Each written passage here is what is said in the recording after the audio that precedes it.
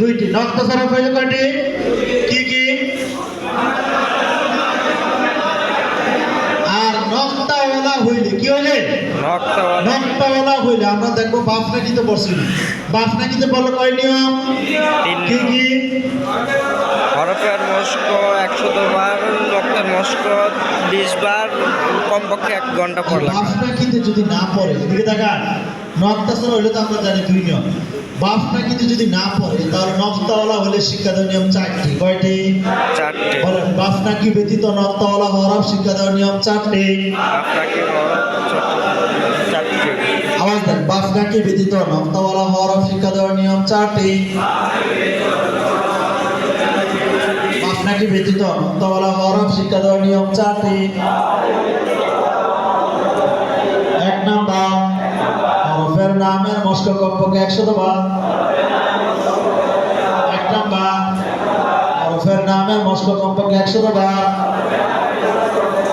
2 number, নক্তার মস্ক কমপক্ষে 20 বার। 3 number, সহজ প্রশ্ন 5 দাউর।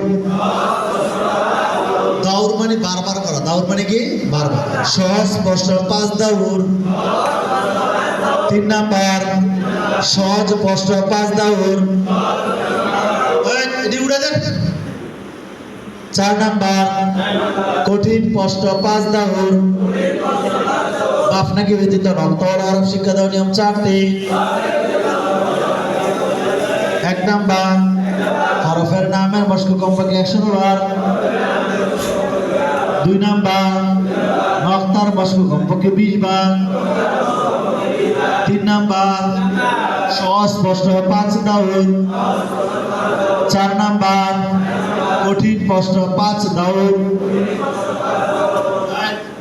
বাফনাকি ব্যতীত নক্তাওয়ালা হরফ হলে এগুলো মাথায় থাকবে।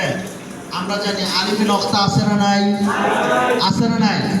শিক্ষা দেওয়ার নিয়ম কয়টি? কি কি?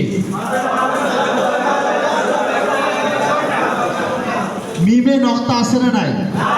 শিক্ষা দেওয়ার নিয়ম কয়টি? কি কি? হরফের মস্ক কমপক্ষে 1 ঘন্টা। তোয়াতে নক্তা আছে না নাই? শিক্ষা দেওয়ার নিয়ম কয়টি? কি কি? হরফের মস্ক 100 বার এবং জোয়াতে নক্তা আছে না নাই? আছে। হ্যাঁ, জোয়া আছে। এবার নক্তা থাকলে আমরা খোঁজ করতে হইব। বাফনাকিতে পড়ছে না? বাফনাকিতে পড়ছে। তো শিক্ষা দেওয়ার নিয়ম কয়টি? কি কি?